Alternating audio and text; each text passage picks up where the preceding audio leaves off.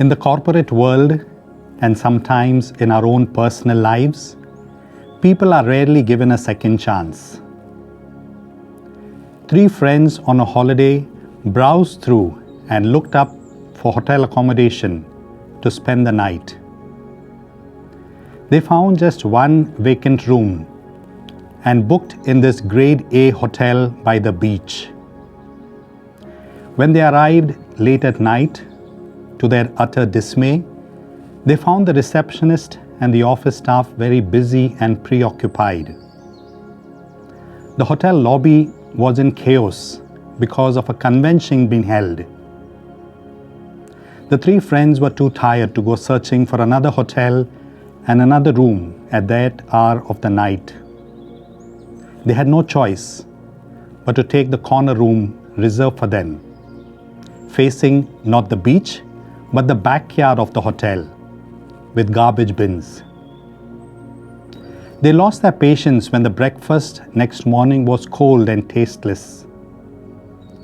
The friends lodged a strong complaint and left the grade A hotel, vowing never to return and never to recommend it to anyone.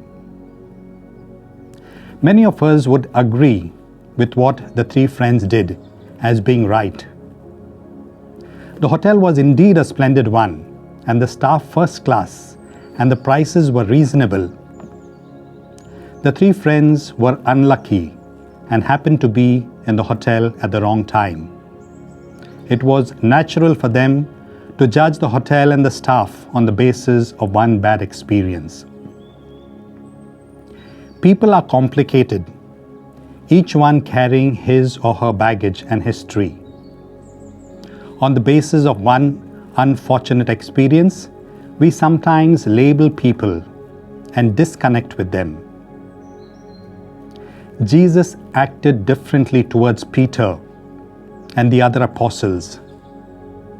In spite of Peter's denial and failure, Jesus did not disconnect with him and discard him. Jesus had every right to drop Peter from his inner circle for deserting him when Jesus was most in need of Peter's help. Peter was the leader of the pack, and he had set a wrong precedence and a terrible example which others would follow. He deserved to be cut off. If Peter, the first pope, went unpunished, the others would think that loyalty and disloyalty did not matter. It is hard not to blame someone who has denied us and let us down. Jesus would be justified in discarding Peter. Not surprisingly, Jesus did not even question Peter. There was no criticism and no condemnation. In fact, Jesus restored Peter to where he was before. Jesus was able to see into the heart of Peter and understand how exactly Peter felt. Peter was overburdened with guilt. He was down and dejected with a sense of failure ever since he denied knowing Jesus, not once, but 3 times before the cock crowed. Jesus came to lighten people's burdens, to lift up those who were crushed under the weight of sin. Jesus knew that Peter's denial was the result of his weakness, cowardice, and fear, not because of an evil design. Peter was too painfully conscious of the reality of his failure, and Jesus did not go into analyzing this for him. Nor did Jesus condone the cowardice and denial of Peter. Jesus called Peter forward and gave him another chance by asking him to declare his love in public. Jesus repeats the question 2 more times, not because he was not sure of Peter's answer, but to give Peter a chance to affirm his love 3 times, perhaps to make up for his 3-fold denial. Peter's denial of Jesus was 3 times, and his public announcement of loyalty was also 3 times. Peter's 3 denials are erased by his 3 love assertions. Jesus thus declares that love and cowardice can coexist, that love ultimately overpowers fear. Peter learnt it the hard way. Through the experience of his own weakness, he was down and out. It needed great humility for him to pick himself up and let go of his pride and reliance on his own resources. Peter repented, but what supported him was his deep inner conviction that Jesus loved him, come what may. His denial and fear would not be held against him.